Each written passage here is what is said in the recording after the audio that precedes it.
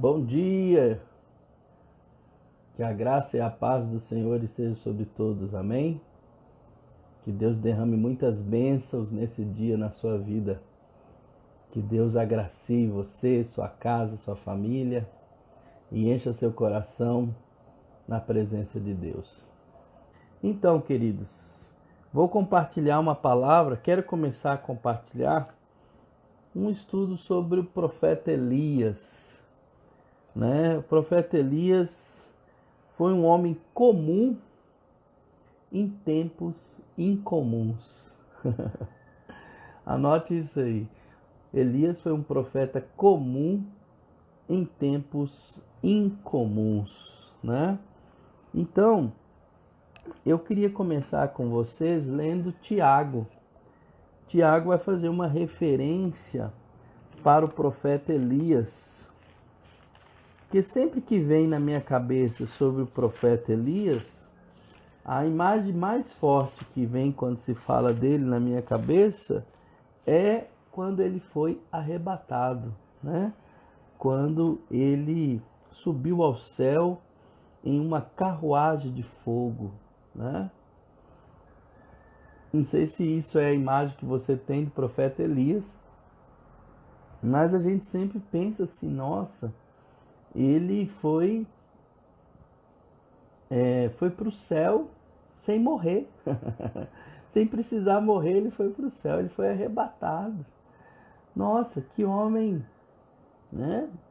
Um homem realmente que foi um instrumento de Deus. E ele foi um homem corajoso, né? Ele desafiou os profetas de Baal.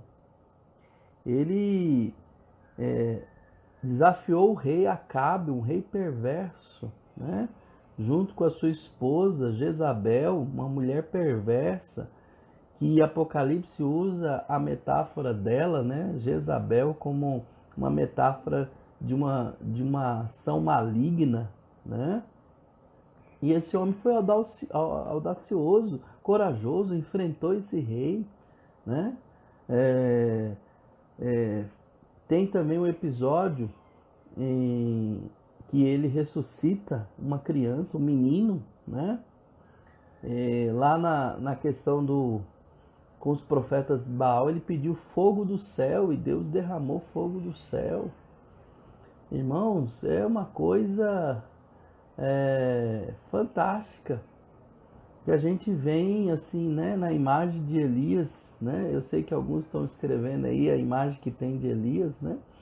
E é um profeta que nos faz realmente pensar assim, esse homem provavelmente ele tinha superpoderes, né? Era um homem acima da média no sentido espiritual, né? Na relação com Deus e tal. Ele não era um mero mortal igual a gente, né? Provavelmente ele tinha mais fé que todo mundo, né? Para ter acontecido o que aconteceu. Ainda Deus o levou para o céu numa carruagem de fogo. Ele foi arrebatado, né? Então a gente tem essa ideia de né? Se fôssemos crianças, a gente poderia pensar assim, um super-herói, né? Um super-herói. Mas aí, Tiago, o apóstolo Tiago, lá no capítulo 5, versículo 17, vai dizer assim: Elias era homem semelhante a nós, sujeito aos mesmos sentimentos, e orou com instância para que não chovesse sobre a terra, e por 3 anos e 6 meses não choveu. E orou de novo, e o céu deu chuva, e a terra fez germinar seus frutos. Pronto. Então essa ideia de um homem super espiritual, essa ideia de um homem né, com poderes, um homem cheio de fé, um homem assim, com uma coisa incomum, né? O apóstolo Tiago acabou de falar, não, ele era um homem comum, ele era semelhante a nós, né? Ele era semelhante a nós, sujeito aos mesmos sentimentos, né? Um homem com as mesmas emoções, humores, sujeitos, né, às mesmas situações da vida, né? Embora ele teve uma vida marcada por milagres, né? É, por coisas assim extraordinárias, mas esse homem também teve uma fase difícil, sombria na vida dele. Ele também ele entrou, a gente olhando para a história dele, ele entrou num processo de depressão também, depois que ele enfrentou os profetas de Baal. Ele até chegou a pensar que ele era o único que existia, né? Porque realmente ele chegou no topo, mas ao mesmo tempo foi lá embaixo, né? E Deus cuidou dele, Deus levantou ele, tirou ele daquela caverna, porque ele acabou entrando numa caverna, em todos os sentidos, né? Tanto literal como no sentido emocional, provavelmente espiritual, né? E aí então ele foi restaurado, Deus o tirou daquela caverna e levou ele arrebatado para o céu, né? Então, irmãos, essas lendas que descrevem Elias, né, como um ser maior, o apóstolo já nos mostra que não. Esse homem era sujeito a fraquezas, esse homem ele tinha fracassos, né? Embora ele tenha envolvido com grandes questões surpreendentes, né? Mas ele era um homem que demonstra fragilidade humana, dependência espiritual e grande necessidade da oração na sua caminhada com Deus, né? E isso fez um homem extraordinário, um homem realmente comum em tempos incomuns. E nós precisamos, irmãos, lembrar disso. Deus não quer super crentes, Deus não quer pessoas perfeitas, Ele quer pessoas maduras. Não foi isso que a gente estudou nessa sequência da série que a gente fez? Né? Deus quer nos amadurecer, Deus quer nos tornar cada dia mais semelhante a Cristo, né? Então nós precisamos entender essa graça e esse cuidado de Deus em cada momento da nossa vida, não é verdade? Então, diante desse momento que estamos vivendo, eu peço a você que entenda essa palavra, esse estudo, entenda aqui essa nova série que eu vou fazer sobre Elias, para que você encontre, né, paz no seu coração e enfrente esse momento, entendendo que no caso de Elias, não era ele que tinha coisas que o fez ser o que ele foi. Foi Deus. Foi Deus. Ele era comum, ele era semelhante a nós, como diz Tiago aqui, né? Semelhante a nós, sujeitos aos mesmos sentimentos. Mas ele orou com instância. Ele tinha uma caminhada com Deus. E é interessante, queridos, que Elias aparece no cenário bíblico de uma forma assim inusitada, abrupta, né?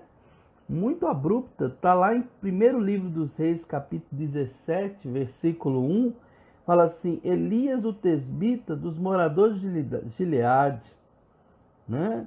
Então, a gente não sabe mais nada. A gente não sabe muito da origem dele, só fala que ele era tesbita. Mas isso pode ser uma cidade, talvez Tisbé, né, que ficava ali nas redondezas de Gileade. Uma coisa certa, ele era morador daquela região de Gileade. Gileade, irmãos, era uma região da além do Jordão, né? Então, foram aquelas tribos, teve tribos como Ruben, a tribo de Ruben, Gade e a meia tribo de Manassés. Essas tribos ficaram a leste do rio Jordão, né? porque essas tribos decidiram ficar por ali, eles não quiseram entrar, né, na terra prometida além do Jordão. Lógico, ali é tudo que Deus estabeleceu e deu para, já que essas tribos pediram, eles só ajudaram na conquista, mas eles ficaram a leste do Jordão, e Gileade era daquela região, é essa região. E Elias, a única informação que fala é que ele era morador de Gileade, e ele era o tesbita. E essa palavra, tisbe, no hebraico, pode ser traduzida como peregrino ou viajante, ou seja, pode significar simplesmente que ele não tinha casa, que ele vagava por Gileade. E depois dessa notoriedade que ele teve na Bíblia, quando Deus o chama para ele desafiar o rei Acabe. Ou existiu realmente um lugar chamado Tisbé, que até hoje é meio polêmico se realmente existiu esse lugar, por isso que ele é chamado de o Tesbita, tá certo? Então, diante dessa questão, aumenta ainda mais, né, nosso mistério em relação a Elias. Mas uma coisa é certa, irmãos, Deus o chamou, não importa de onde. Isso me prova uma coisa, que Deus pode usar qualquer um de nós, eu, você, não importa. O que importa é Deus usar a nossa vida, né? O que parece mais óbvio, no entanto, é que as Escrituras usam a obscuridade de Elias para enfatizar que sua importância está em seu Deus, não no profeta. Seu nome hebraico, Eliahu, ou literalmente Israel, significando que Jeová é Deus. No desenrolar de sua história, percebemos a importância do seu nome. Elias foi enviado para demonstrar a Israel que Jeová, e não Baal, é o único Deus verdadeiro. Então, irmãos, Elias é um exemplo, é um mostruário de tal sabedoria. Existe apenas poucos períodos na Bíblia nos quais vemos uma onda de sinais e milagres, e na maioria dos períodos da história, os servos de Deus não andam ao redor curando os doentes, levantando os mortos ou chamando o fogo do céu. No entanto, Elias e seu protegido Eliseu viveram durante um desses tempos excepcionais, e os milagres que distinguiram suas vidas públicas assemelham-se à demonstração sobrenatural de poder que marcou dois outros períodos da história. Durante o êxodo sobrenatural de Israel, os milagres de Moisés mostraram que Deus estava libertando Israel da escravidão do Egito, e muitos anos mais tarde os milagres de Cristo e seus apóstolos deixariam claro que o mesmo Deus estava libertando pessoas de todas as nações, de todos os tempos, do castigo e escravidão espiritual do pecado. Portanto, o que estava acontecendo nos dias de Elias, que exigia tal demonstração sobrenatural, o reino do norte de Israel tinha começado a deslizar para o interior da escuridão da idolatria. Na verdade, as condições espirituais haviam se deteriorado de tal forma que Elias pensou, Elias não, Deus pensou, Deus agiu, Deus interferiu em tudo isso, chamando um homem comum e o usou e o capacitou. Ele, um homem semelhante a nós, que viveu dias também sombrios, mas que foi usado por Deus. Então, queridos, com essas palavras eu quero introduzir aí uma nova série, e a gente vai estudar um pouco a vida desse homem fantástico, esse homem comum em tempos incomuns. E que Deus nos ajude, nos favoreça, para que a gente caminhe nessa visão para a glória de Deus. Amém? Com Deus, irmãos. Um Abacuque bem forte, bem apertado para todos vocês, tá bom? Tchau, tchau.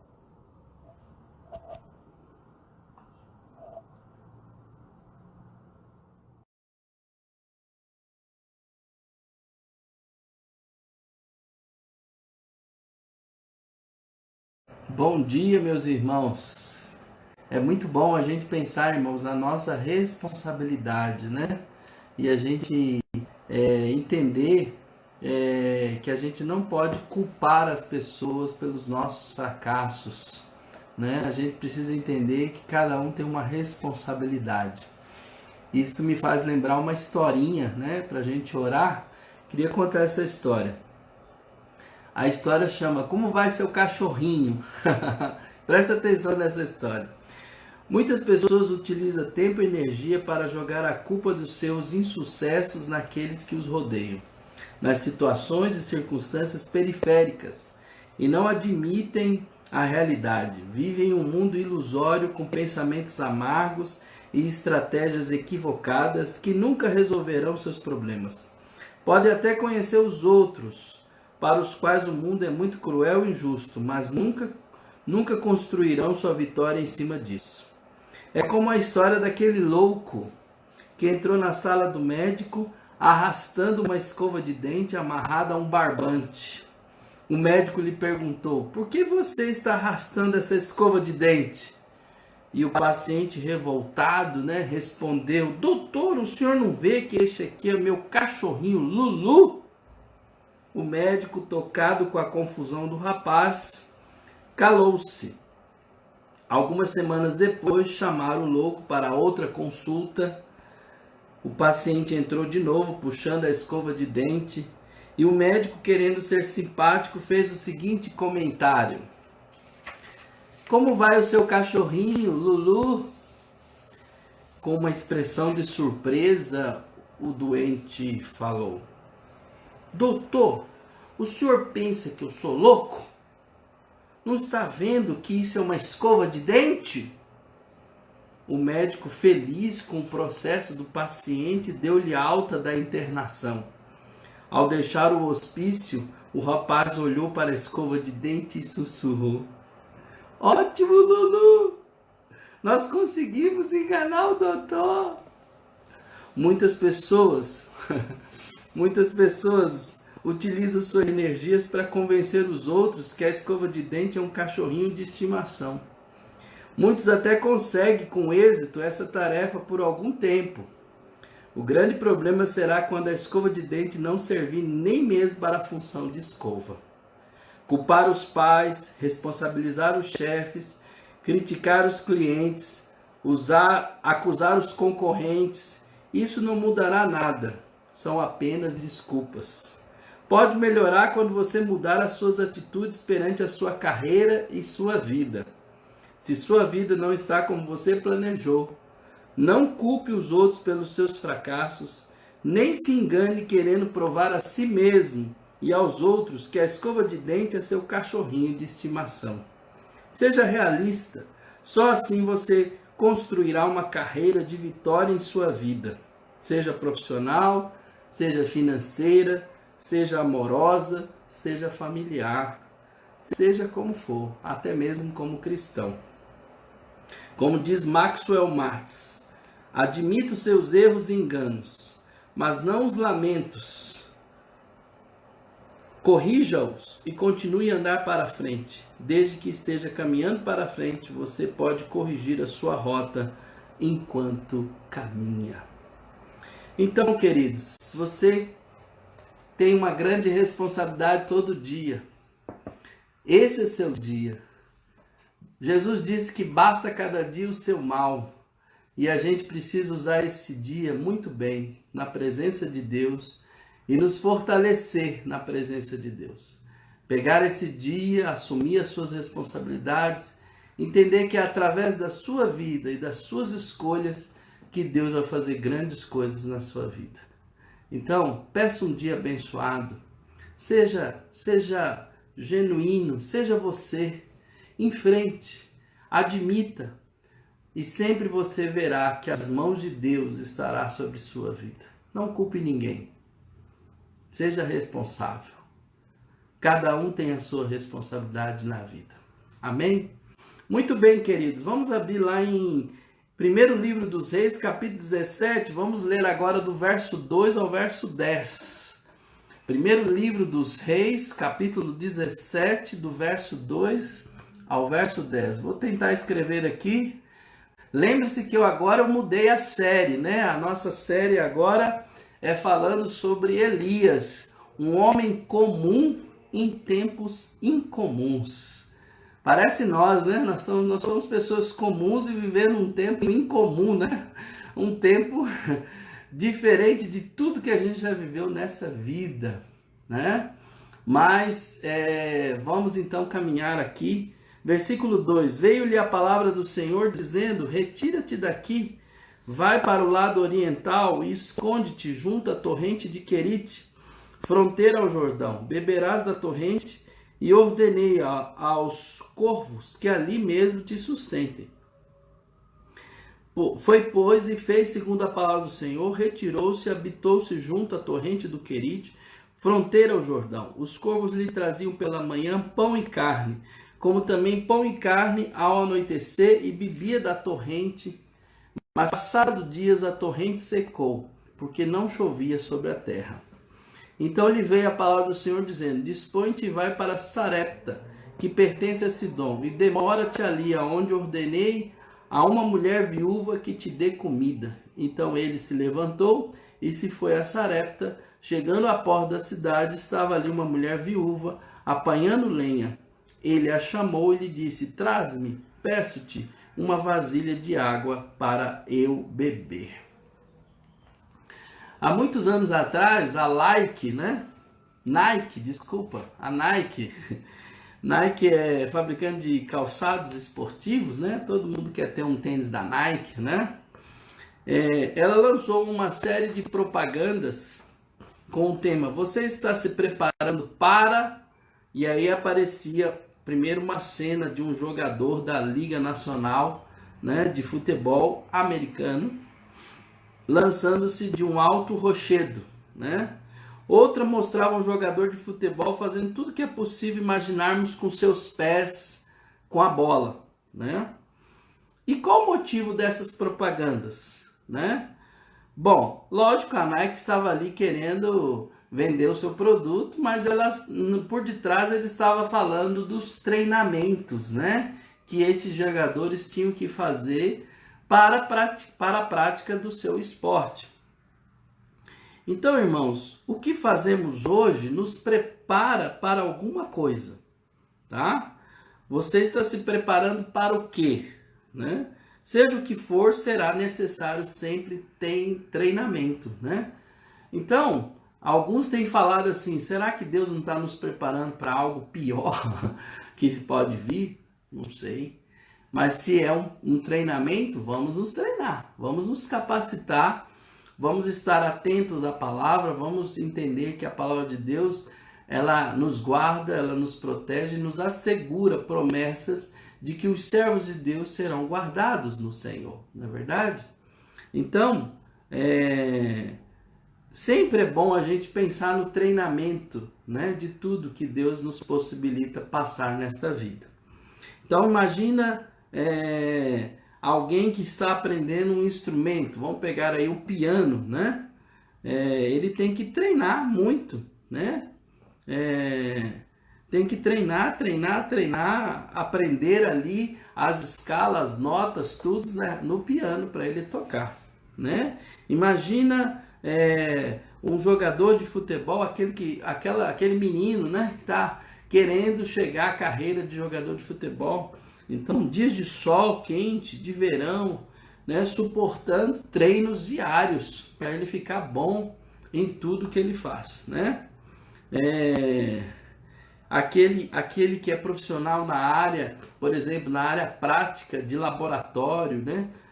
Um profissional da medicina, um biomédico, ou seja o que for, ele tem que anos se preparando para uma carreira de pesquisa médica.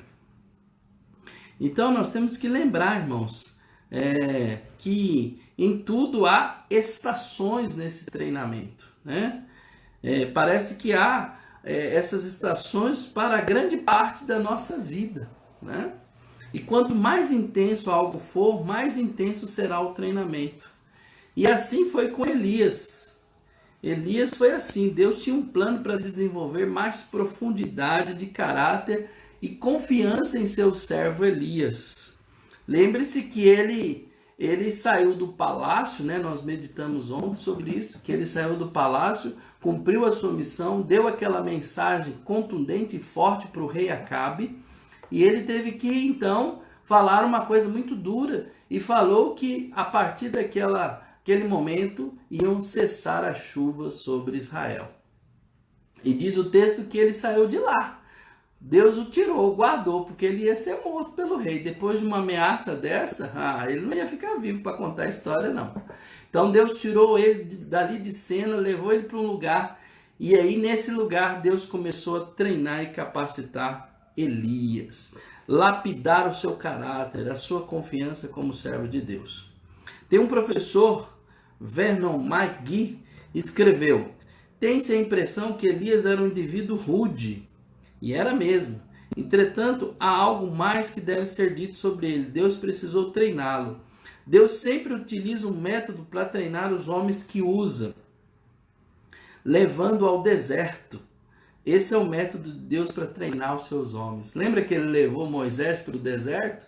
Treinou Moisés 40 anos no deserto, para guiar o povo no deserto. Se Moisés não tivesse sido preparado por Deus 40 anos no deserto, Moisés não ia conseguir liderar o povo, aquela massa de gente no deserto.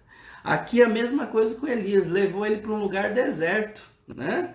Levou ele para um lugar para treiná-lo, para lapidá-lo. E esse é o método de Deus para treinar seus homens. Ele agora levará Elias a ensinar-lhe as diversas lições que ele precisa aprender. E ali Elias começou a experimentar, né, grandes coisas de Deus na sua vida. A primeira dela, a direção de Deus. Veio-lhe a palavra do Senhor dizendo: retira-te daqui, vai para o lado oriental, esconde-te junto à torrente do Querite, fronteira do Jordão, beberás da torrente e ordenei os corvos que ali mesmo te sustente. Então, gente, Gileade ficava a leste do rio Jordão. Sendo assim, Deus enviou Elias de volta para casa, para um local onde havia um riacho que nada mais era do que uma torrente, ou seja, um córrego sazonal. O que é um córrego sazonal? Ora tinha água, ora não, né? E principalmente águas que vinham durante as chuvas do inverno, né? Então a torrente de Querite parece ser um lugar estranho para Deus providenciar alimento e água durante uma seca de 3 anos. Talvez lá houvesse uma caverna, um abrigo, não sabemos. O que sabemos, entretanto, é que a torrente do Querite fica no agreste do deserto, um lugar difícil de viver e aprender. Elias teria que viajar por volta de 50 quilômetros a pé através de terras áridas para chegar a um lugar nada hospitaleiro. Mas foi para esse lugar que Deus enviou. Elias tinha muito que aprender. Os dias de solitude. Lembra que eu já falei sobre solitude, tempo a sós com Deus? Foi para isso que Deus enviou Elias, para ter esse tempo de solitude. E esse tempo traria momentos de reflexão e aprendizado necessários para Elias continuar a sua jornada. E aí nós aprendemos também sobre a reação de Elias. Foi, pois, e fez segundo a palavra do Senhor, retirou-se e habitou junto à torrente do Querite, fronteira ao Jordão. Note que as promessas que Deus fez a Elias estavam diretamente ligadas à sua reação. Ele obedeceu a palavra de Deus, creu em sua promessa, né? Ele obedeceu a palavra de Deus para ir lá no palácio e falar o que ele falou para o rei Acabe. E aqui, mais uma vez, ele crê que a promessa de Deus estava ali, né, enviando para aquele lugar. E ele foi à torrente do Querite. E sem dúvida, a fé é sempre uma questão crítica em nosso relacionamento com Deus. E Elias reagiu com confiança e obediência. Elias fez uma longa caminhada até aquele lugar solitário e lá se estabeleceu. Primeiro dia em Querite deve ter sido interessante. Será que ele observava os céus enquanto imaginava se os corvos iriam realmente aparecer? Não sei. Esta era uma experiência nova para Elias. Um biógrafo alemão escreveu: venha, vamos fazer uma visita a esse homem de Deus em sua nova moradia. Reina um silêncio mortal interrompido talvez pelo canto de uma solitária galinha do pântano, enquanto entre o cerrado e as moitas de zimbro o avestruz choca. Tudo é deserto e solitude, nenhuma pegada humana à vista. Irmãos, é admirável a fé de Elias em obedecer à direção de Deus e seguir a vontade de Deus. Então imagine o isolamento que ele sentiu, né? Como nós estamos isolados, nós estamos numa quarentena. Então imagina o isolamento que ele sentiu sozinho no deserto, nesse lugar tão difícil. Mas é ali que Deus queria, para que Elias aprendesse mais sobre Deus. E aí que vem a primeira coisa, né? A segunda coisa que nós podemos ver aqui na vida de Elias, que ele aprendeu sobre a provisão de Deus. Os corvos lhe traziam pela manhã pão e carne, como também pão e carne ao anoitecer, e bebia da torrente. E Deus entregou o suprimento que prometera para nutrir Elias. Ali, junto à torrente de Querite, repare como Deus o sustentou. Imagina, queridos, corvos vorazes, aves de rapina, nunca cederiam seu alimento espontaneamente. Nunca! Mas essas aves, Deus usou esses pássaros em particular para demonstrar a Elias a verdadeira fonte do seu alimento, para que ele confiasse em Deus por sua provisão, em vez de confiar em pássaros, né? Confiar em Deus, confiasse em Deus por sua provisão, em vez de confiar em pássaros. Pão e carne, 2 vezes ao dia, comparados ao maná, não é? Comparado às cordonizes que Deus também enviou no deserto, quando o povo estava lá com Moisés, não é verdade? Então, queridos, eu até brinquei uma vez que eu preguei sobre essa experiência de Elias, e eu falei que a McDonald's criou os sanduíches a partir dessa experiência, né? Pão e carne, né? Foi o primeiro sanduíche que... e aqui é McCorvus, né? McCorvus foi inventado por Deus, Deus que inventou essa história, alimentando pão e carne, né, para Elias, trazido pelos corvos, né? A água do Querite Deus sustentou de maneira singular, trazendo dessa maneira a lembrança das expressões de sua fidelidade. Aquela água, como eu disse, era uma água sazonal, as águas da chuva que mantinha aquele riacho, né? Então, é interessante, Deus sempre se utiliza dos meios apropriados para realizar os seus propósitos e nos treinar, né? Nos capacitar, treinar os seus filhos, seja por meios naturais, né? Como as torrentes de Querite, ou experiências sobrenaturais, como os sanduíches entregues pelos corvos. Ele permanece Jeová Jireh, o Senhor que provê. A promessa divina fielmente cumprida faz parte da preparação de Elias. Então, queridos, nós temos aí como que Deus age, a provisão de Deus, como que Deus trabalha na nossa vida. É interessante isso, né? Um homem que Deus enviou para ficar isolado, num período ali de quarentena também. E Deus agindo, provendo tudo. Aí vem o treinamento de Elias, versículos 7 a 10. Mas passado dias a torrente secou, porque não chovia sobre a terra. Então lhe veio a palavra do Senhor dizendo: dispõe-te e vai a Sarepta, que pertence a Sidom. Demora-te ali, onde ordenei uma mulher viúva que te dê comida. Então ele se levantou e foi para Sarepta. Irmãos, os estudiosos, né, que investem muito tempo estudando os textos bíblicos, acreditam que Elias permaneceu no deserto por mais de 1 ano. E embora o alimento chegasse diariamente, né, seu nível de ansiedade devia estar subindo, porque à medida que a seca continuava, o rio tornava-se um córrego e a seguir um riacho e depois um mero fiozinho de água. Isso fazia parte do treinamento de Deus, para que Elias ali pudesse ver o cumprimento da palavra que ele deu para o rei Acabe, né?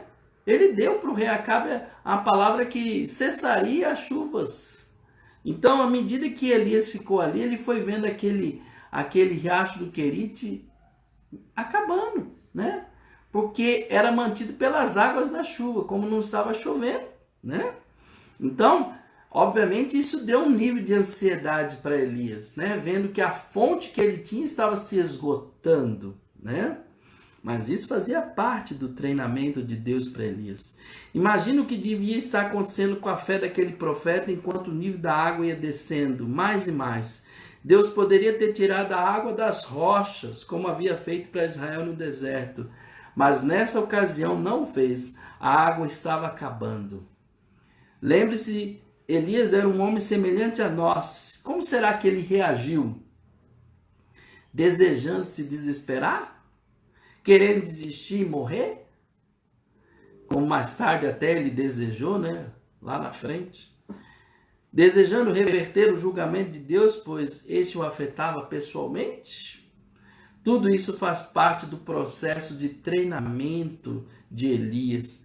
Elias precisava saber que podia confiar em Deus muito mais do que confiar no suprimento de água, mesmo no deserto, quando o riacho secou. Queridos, nós temos que aprender muito com Elias, viu? Eu acho que Deus colocou no meu coração esse estudo, não foi à toa, não. Para que a gente possa aprender aqui. Aí temos alguns apontamentos aqui. O que Elias precisava aprender? E que nós também precisamos. Primeiro, Deus sabia o tempo todo que o riacho secaria. Era inevitável, a torrente dependia das fortes chuvas do final do outono e início do inverno. Essas chuvas não chegaram e o riacho desapareceu. Deus não restringiu seu cuidado quando o riacho a secou.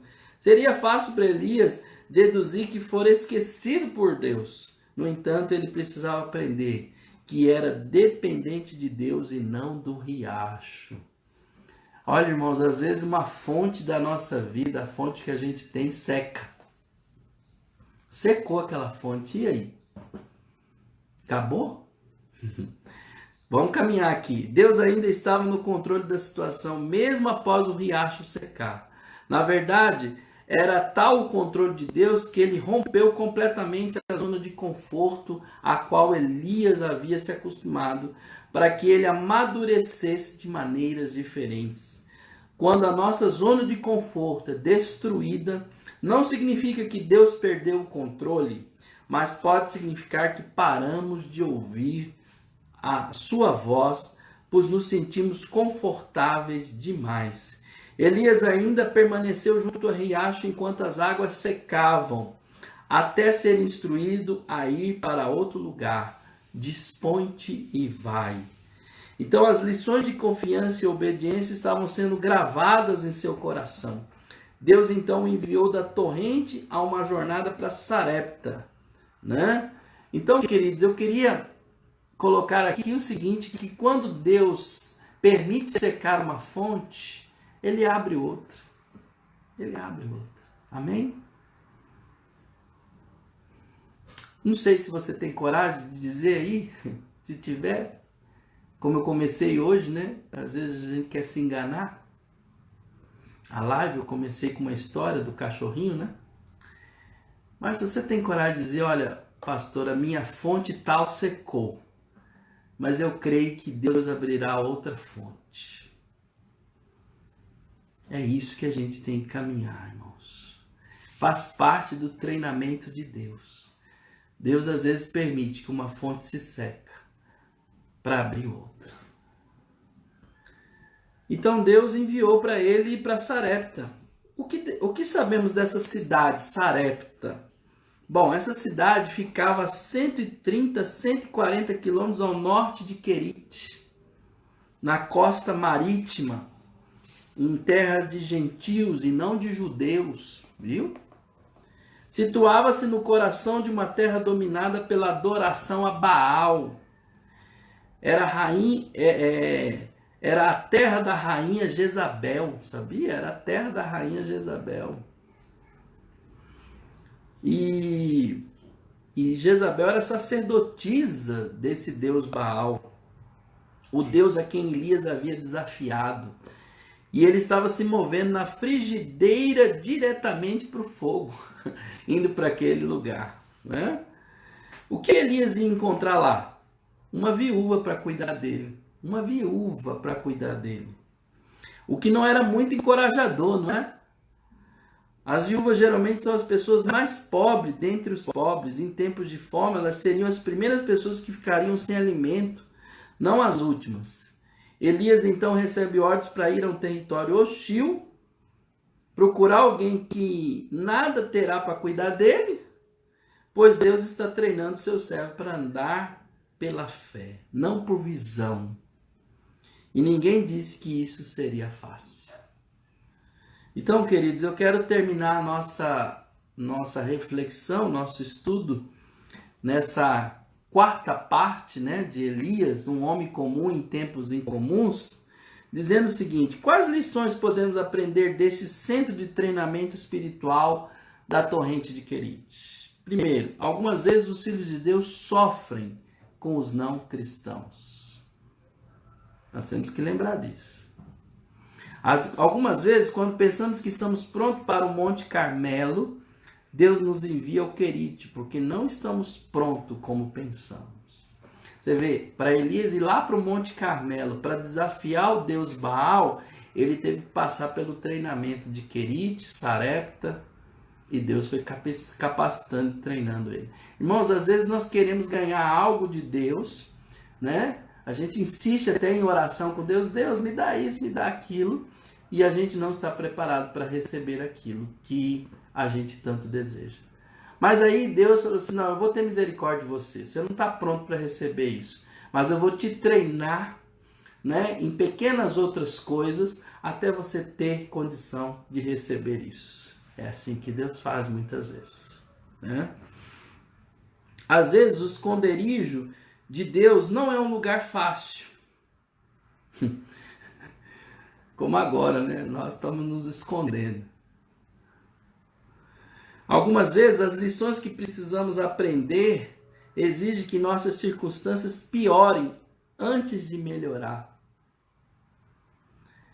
Por isso nós temos que falar assim, né? Com Elias, um homem que nós temos que muito aprender.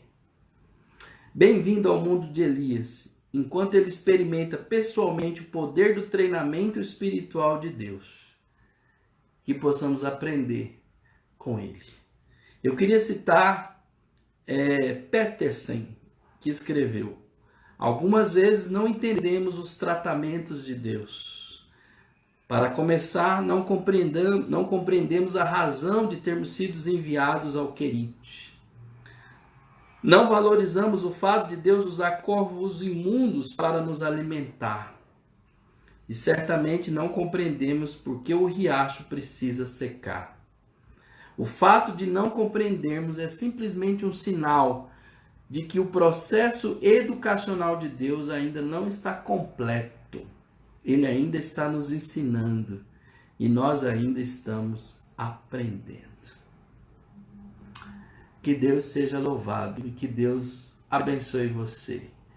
Que essas reflexões na vida de Elias te ajude a crescer e se fortalecer na presença de Deus. Amém, irmãos?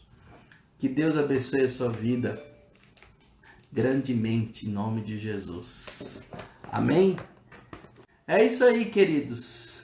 Deus abençoe todos vocês e enche o coração de vocês cheio de alegria e paz na presença de Deus. Amém?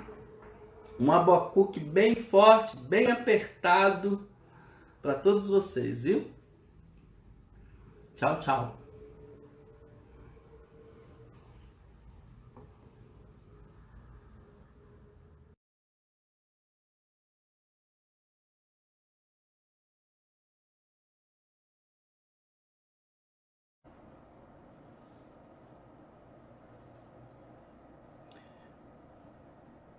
Bom dia, irmãos.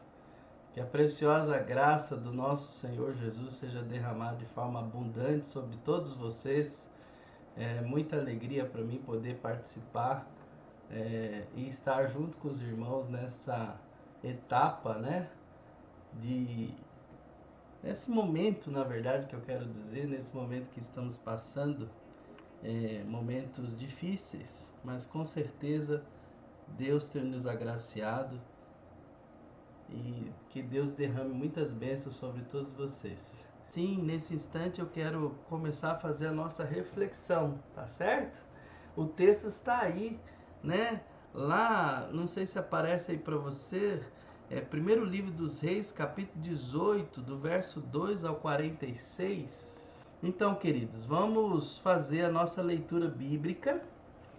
Já está aí, logo abaixo aí, primeiro livro dos Reis, capítulo 18, capítulo 18, do verso 2, é um texto longo, né? Então eu vou ler, vou lendo parte por parte, tá bom? Então nós vamos estar caminhando do 18 ao 21 primeiro e depois eu vou lendo em partes, fazendo a reflexão e lendo, tá bom? Em nome de Jesus. Diz assim: Partiu, pois, Elias a apresentar-se a Acabe, e a fome era extrema em Samaria. Acabe chamou a Obadias, o mordomo. Obadias temia muito ao Senhor, porque quando Jezabel exterminava os profetas do Senhor, Obadias tomou 100 profetas e de 50 em 50 os escondeu numa cova e os sustentou com pão e água. Disse Acabe a Obadias: Vai pela terra a todas as fontes de água e a todos os vales. Pode ser,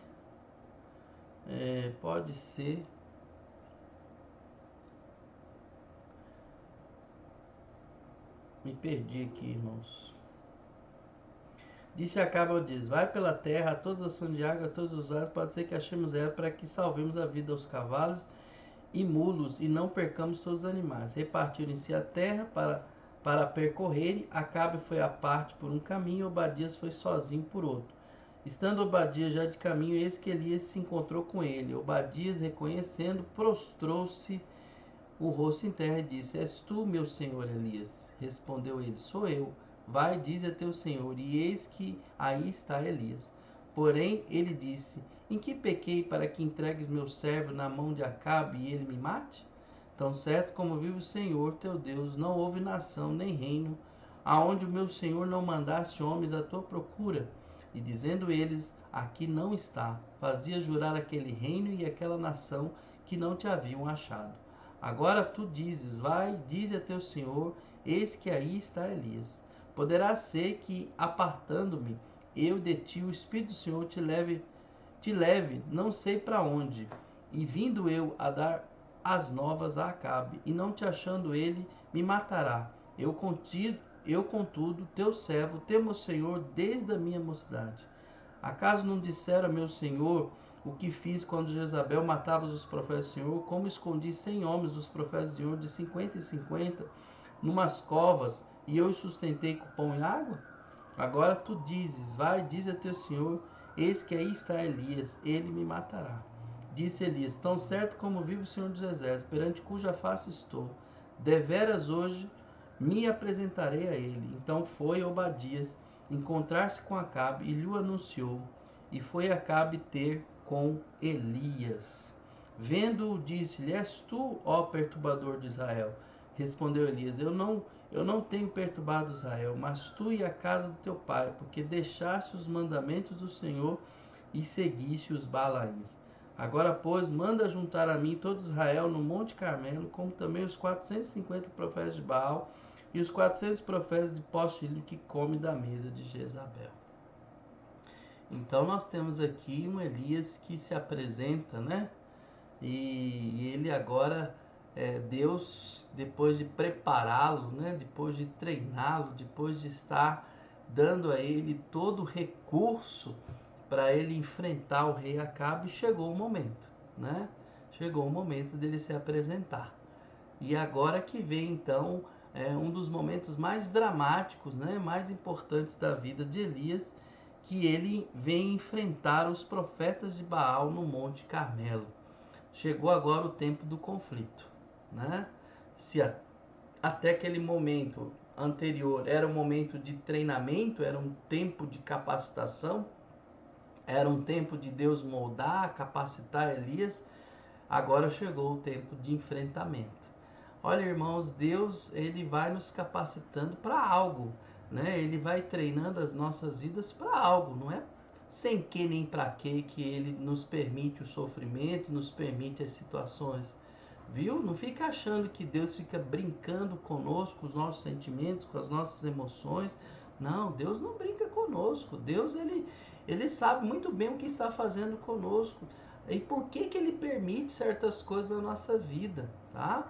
Lembre-se que no caminho do Senhor nós temos um privilégio muito grande, o privilégio de servir a Deus, né? E de andar nos caminhos do Senhor. E Jesus nunca prometeu flores, né? Jesus nunca prometeu que a gente ia viver um mar de rosas no caminho do Senhor, viu? Não fica fantasiando a vida cristã, não fica imaginando que a vida cristã ela é flores, né? Ela tem momentos, muitos momentos agradáveis, prazerosos, alegres, né? Não é só a tribulação, mas também tem a tribulação, né? Existe um momento das provações, foi o que eu disse domingo, né? Nós vivemos pela fé. Então, se para Elias havia o período de capacitação, de treinamento, que Elias aprendeu muito, né? Nós já fizemos essa reflexão aí, lá no riacho de Querite, lá com a viúva de Sarepta, quantas lições, quantas coisas, né? Elias aprendeu. Não foi um período curto não, viu, irmãos? Foi um período longo esse treinamento, tá? Agora chegou o momento, né? Tanto é que o capítulo 18 diz assim: muito tempo depois veio a palavra do Senhor Elias no terceiro ano, dizendo: vai, apresenta-te a Acabe, porque darei chuva sobre a terra. Então, depois de longo período, como a duração da seca, segundo Tiago fala, foi 3 anos e meio, então no terceiro ano já de seca, que Israel viu, Acabe viu, que a palavra de Deus se cumpriu, agora chegou o momento do confronto. Agora chegou a hora do conflito.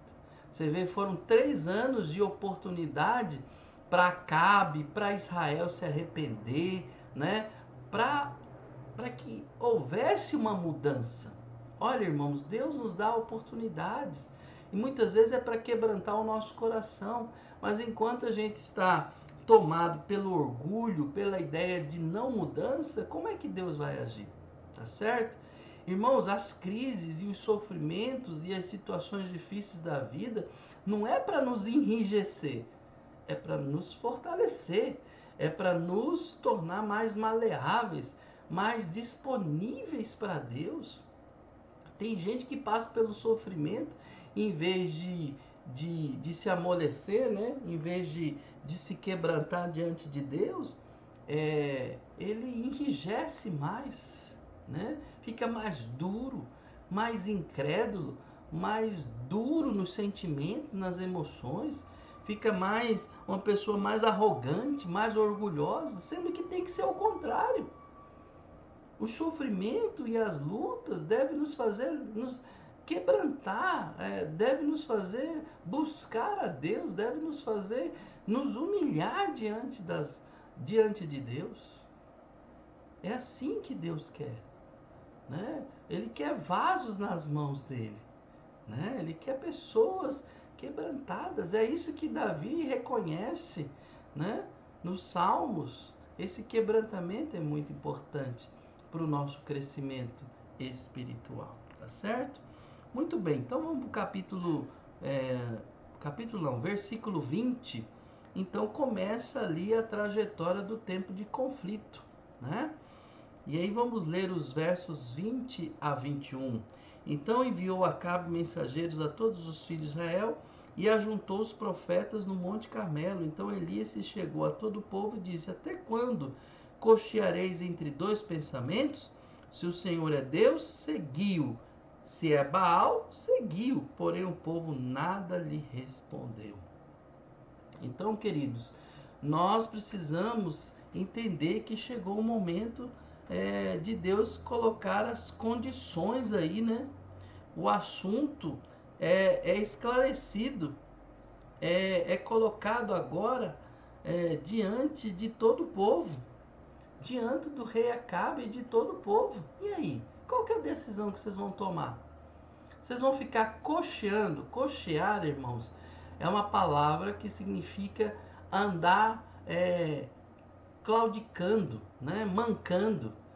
Ou seja, quando ele usa essa palavra aqui em relação aos pensamentos, ele está falando até quando vocês vão ficar lá e cá. Vocês não acertam o passo, né?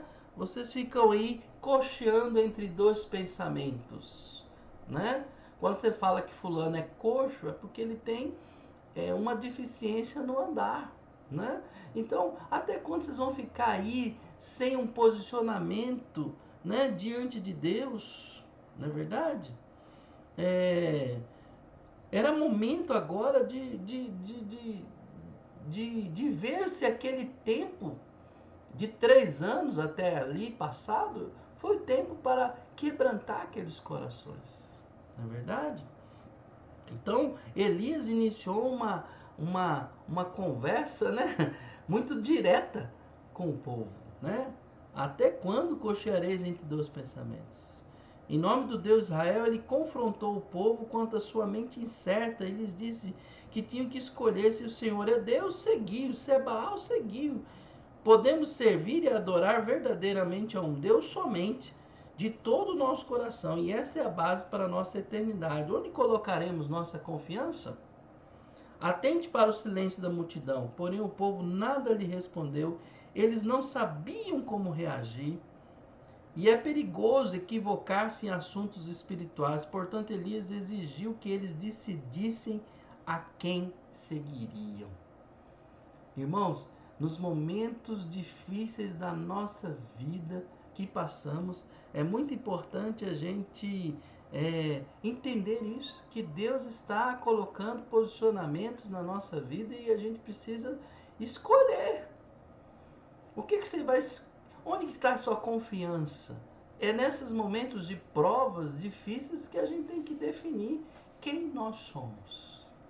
Qual é a nossa identidade? Né? Eu gostei do filme Mais Que Vencedores. Tem lá no YouTube, dá para assistir, embora eles, né, esse filme foi fragmentado em 35 partes, né, a não ser que você pague, né? Mas é um filme maravilhoso e ele trabalha justamente essa temática da nossa identidade. Onde está a sua identidade? O personagem lá no filme definiu muito bem o que é uma identidade. Identidade é justamente aquilo que você se dedica mais. É ali que está a sua identidade. E é isso que Elias está perguntando para eles. E aí, quem são vocês? Né? Quem vocês seguem? A quem vocês dedicam a vida de vocês? A Deus ou a Baal? Né? Aonde que está o coração de vocês? Onde é que está o cerne, né? O centro de tudo da sua vida? O centro das suas emoções, o centro das suas motivações, né? Onde está o centro dos seus planos? Né? Onde que está o centro dos seus sonhos? Onde que está o centro, o cerne? E é isso que Deus está usando a boca de Elias para falar para aquele povo. E olha que Deus deu oportunidade para eles verem que Deus é Deus. 3 anos de seca até então, aquele momento ali que Elias estava com o povo, com o rei Acabe. Meus irmãos, hoje é tempo de quebrantamento, hoje é tempo de arrependimento, hoje é tempo, não é amanhã não, nem foi ontem passou, é hoje, é agora. Não podemos ficar postergando as coisas com Deus. Nós não podemos ficar empurrando nossa vida espiritual para frente, como se lá na frente nós vamos decidir, irmãos, Jesus está voltando. Jesus está voltando. Não é hora mais de brincar de crente ou de cristão, acabou. Ou você começa a tomar uma resolução na sua vida, ou você vai ficar para trás. vai ficar para trás. E ninguém quer ficar para trás, quer? Eu acredito que não, ninguém quer ficar para trás.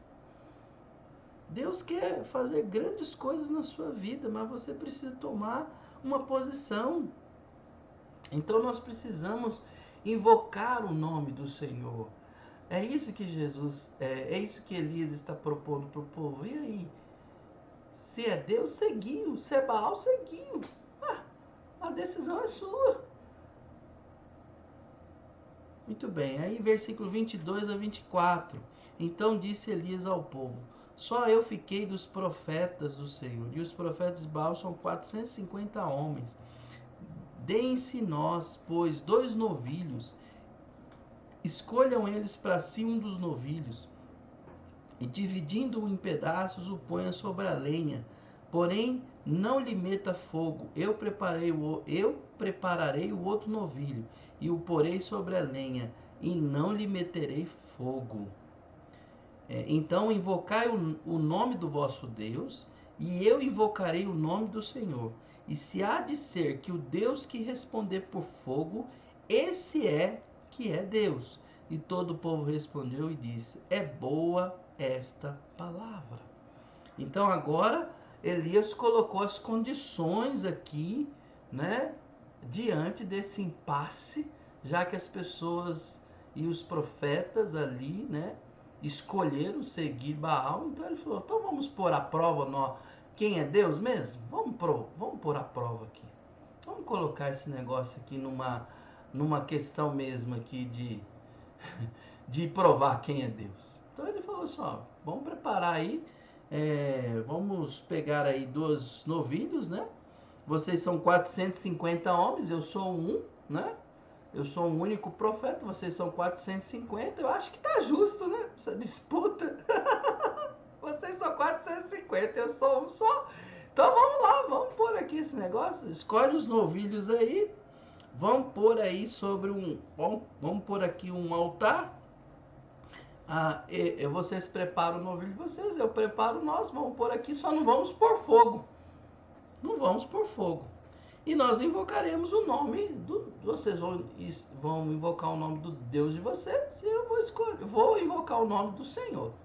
Aqui no texto fica até interessante, né, que quando ele se refere ao Deus deles, é o D minúsculo. Quando ele se refere ao nosso Deus, ele usa a palavra maiúscula, Senhor, né? Aqui na nossa tradução. E há de ser Deus o que responder por fogo. Esse aqui é Deus. E todo o povo respondia: é boa essa palavra. Então todos concordaram, né? Todos concordaram com essa ideia, né? Com essa palavra de Elias, todos concordaram. E agora era a hora de lançar o desafio ali, tá certo? Então, queridos, Elias propôs submeter essa questão a um teste, a uma prova, né? E Elias permitiu que os sacerdotes de Baal escolhessem um dos 2 novilhos providenciados e ele usaria o outro, né? Então, os sacerdotes lá de Baal preparariam cerimonialmente o animal e colocariam no altar. Eles não poderiam pôr fogo, né? Porque a questão era justamente o fogo. O fogo, aquele Deus que acendesse aquela fogueira, seria Deus, seria o Deus verdadeiro, né? Então, Elias disse aos sacerdotes para que clamasse a Baal e ele clamaria ao Senhor. O Deus que respondesse com fogo seria o Deus que todos passariam a adorar. Elias parece lhes dar a vantagem ao fazer um teste através do fogo, porque Baal era o Deus do sol, o Deus do fogo e do clima. Então, estava justo esse desafio, não estava? Já que eles adoravam o Deus sol, o Deus, né? O Deus fogo, o Deus do clima, né? E olha que esse Deus não fez nada, porque se ele era o Deus do clima, Deus tinha parado a chuva e esse Deus não pôde fazer nada para voltar a chuva nenhuma. E o povo ainda acreditava em Baal, então falou assim: então vamos fazer o último teste para ele, vamos ver se ele é o Deus do fogo mesmo, né? E o povo respondeu que era uma boa proposta, razoável, e a prova começou, né?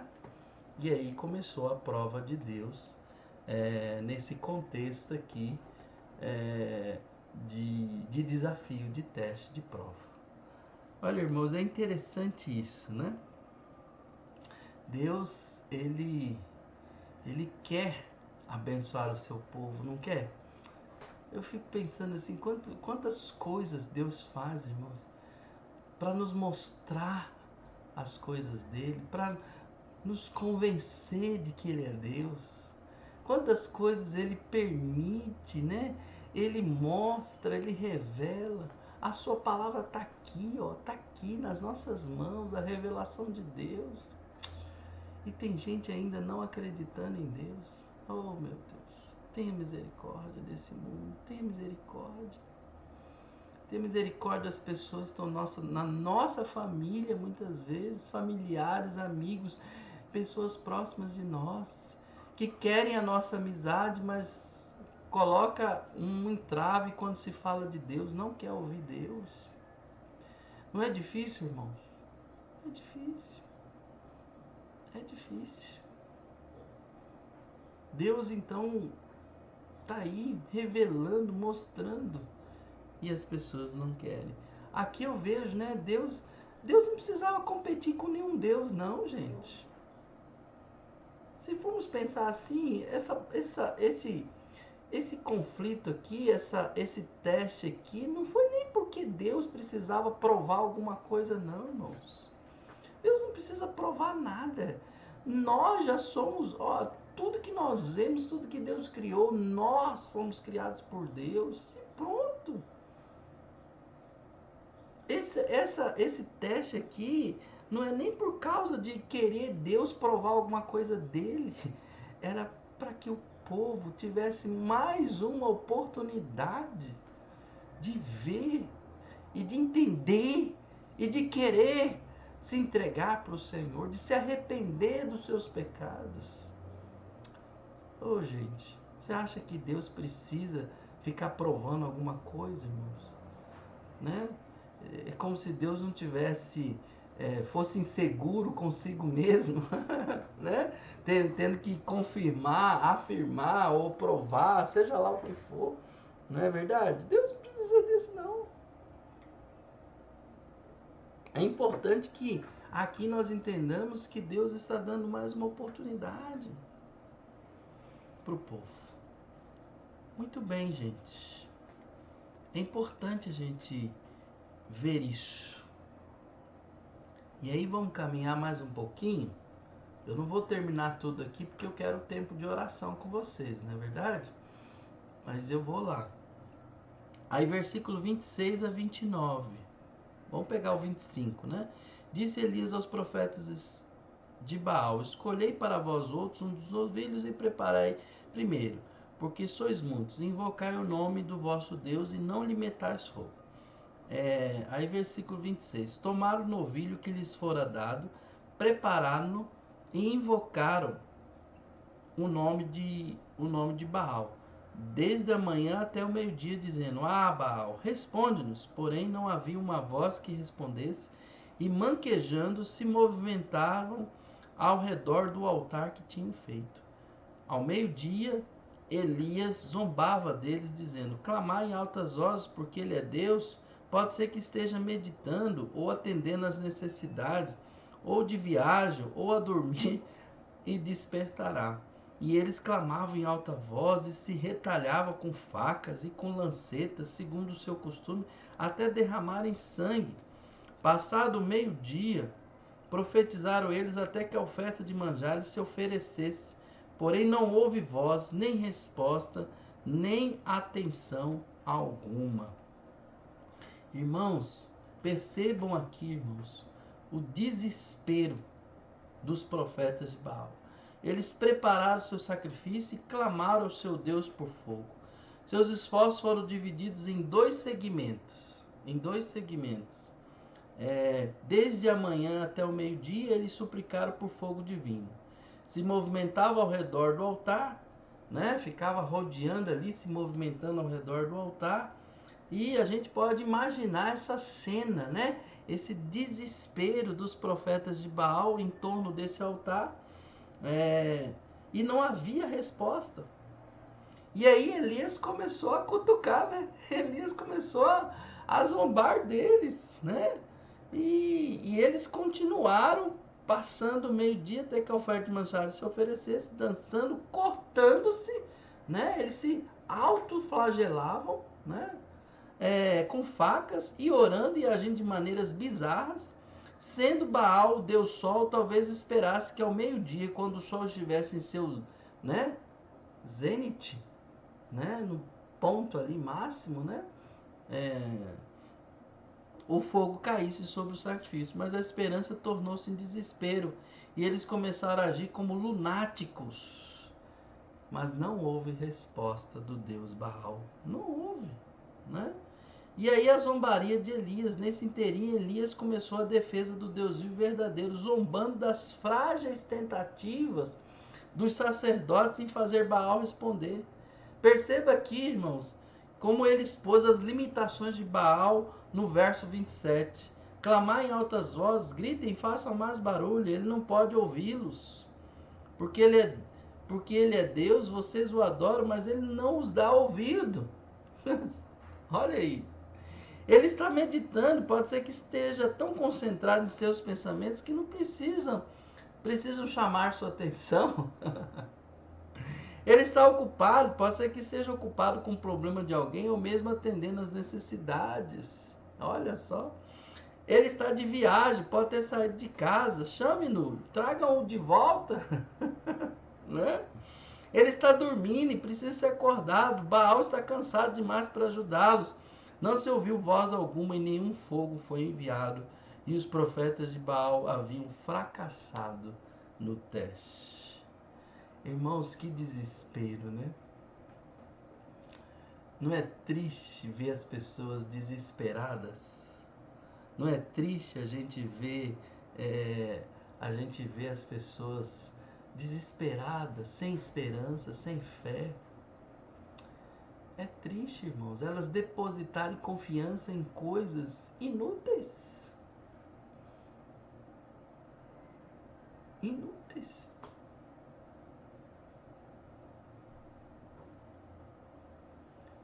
Eu preciso entender uma coisa, irmãos. O anseio do homem, há um anseio no coração do homem pela eternidade. Lá em Eclesiastes fala que quem pôs esse anseio pela eternidade foi o próprio Deus.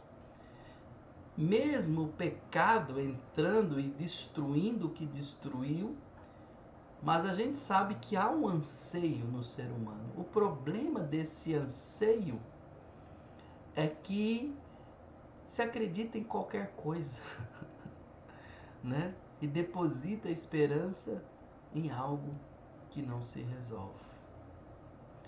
É aí que entra uma questão do papel da igreja, no papel proclamador da palavra. Irmão, nós temos que levar a palavra para as pessoas, nós temos que levar a elas o conhecimento, nós temos que levar a elas o conhecimento da palavra, para elas começarem a entender realmente quem é Deus. Por isso que nós nos convertemos pela palavra, não é verdade?